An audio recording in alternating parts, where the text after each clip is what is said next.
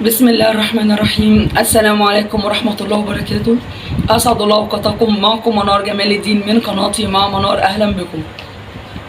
أنا جاي النهاردة أهني نادي الزمالك على أدائهم المتميز الرائع الممتع في المباراة الأخيرة قدام الاتحاد المنستيري.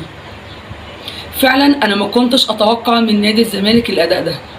فعلا بجد انبهرنا كلنا بالأدائهم وبطريقة لعبهم. بصراحة يعني مختلف تماما عن أدائهم في المباريات المحلية والألقاب اللي راحت منهم هنا. بجد بجد هارد لك للنادي للاتحاد المنستيري. هزيمة كبيرة، هزيمة كبيرة نادي الزمالك حققها فيهم 4-0. احنا ما كناش متوقعين النتيجة دي. احنا كنا بنقول بس يا رب نادي الزمالك يجيب 3 اجوان علشان بس يبقى نادي الزمالك في الأمان. طبعا ما كناش متوقعين ان هم يجيبوا 4 اجوان. بصراحه يعني انا بهنيكم من كل قلبي، وبتمنى ليكم ان انتوا تحافظوا على المستوى دوت للزملكاويه وتزيدوا كمان، يعني شدوا نفسكم اكتر كمان وابهرونا اكتر واكتر. طبعا نادي الزمالك في الحاله دي نادي الزمالك مش بيمثل نفسه بس دلوقتي، وطبعا هو بيمثل مصر، فلازم كلنا نقف جنبه وندعمه ونشجعه، وكلنا طبعا نتمنى له ان هو يوصل لمراكز متقدمه في البطوله العربيه دي. بتمنى لك من كل قلبنا يا نادي الزمالك ان انت فعلا توصل لمراكز متقدمه، وانت مؤهل لده. طريقه سيطره نادي الزمالك على المباراه كانت طريقه جميله جدا قدام استسلام فظيع من الاتحاد المنستيري. طبعا احرز معانا الهدف الاول سيف الدين الجزيري، واحرز معانا الهدف الثاني احمد زيزو، وطبعا الابهار زاد معانا بالهدف الثالث والرابع من سيد نيمار. وطبعا مش ممكن ننسى دور شيكابالا في المباراه. شيكابالا فعلا يستحق في المباراه دي رجل المباراه.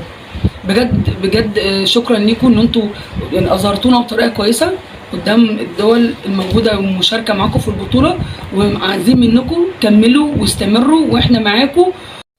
واحنا كاهلاويه بنتمنى لنادي الزمالك كل النجاح وكل التقدم في البطوله العربيه رقم 30 تحت رعايه الملك سلمان. فاحنا بنتمنى لكم بجد ان انتوا توصلوا في البطوله دي لمراكز متقدمه، علشان بجد كلنا هنفرح بيكم جامد جدا جدا جدا. وانتقالا من البطوله العربيه لكاس مصر، طبعا احنا دلوقتي في انتظار المباراه المؤجله ما بين النادي الاهلي والداخليه في الدور ال 16. طبعا النادي الاهلي طبعا المقابله دي اللقاء دوت هيكون اللقاء السادس ليه. طبعا كان اللقاءات اللي قبل كده 3 لقاءات النادي الاهلي فاز فيهم على الداخليه، وفي معانا لقاءين النادي الاهلي تعادل فيهم مع الداخليه. طبعا بصراحه انا برضو بشفق جامد جدا جدا جدا على كل لعيبه النادي الاهلي، خارجين من موسم صعب. قد ايه كان موسم مرهق، وداخلين على موسم اصعب. يعني كون ان اللعيبه خارجين من ضغط المباريات دي كلها، وفتره الراحه بتاعتهم بدل ما ياخدوها ان هم بيعملوا استعداد للبطولات اللي جايه وهم مش النادي اللي مشترك فيها، يعني بصراحه مجهود كبير جدا جدا جدا جدا. احنا بنتكلم في متوسط منتشر من 70 ل 80 مباراه المفروض النادي الاهلي هيلعبها في الموسم الجديد. فعلا بجد انا احيي النادي الاهلي، ويستحقوا فعلا اسم نادي الابطال. فعلا بجد الف مبروك تاني لنادي الزمالك، وللمره الثانيه بتمنى لكم كل التوفيق كاهلاويه. وطبعا الفيديو بتاعي المره دي مش طويل قلت اقرب عليكم الموضوع شويه. طبعا بكده الفيديو بتاعنا يكون النهارده خلص، وانتظروني في حلقات جديده يا رب اقدر اتناول فيها موضوعات تكون مهمه بالنسبه لكم واقدر اتناولها بالطريقه المناسبه. بتمنى ان انا ما كنتش ابقى ضيفه تقيله عليكم في الفيديو.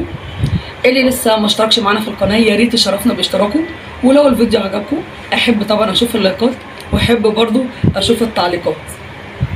السلام عليكم.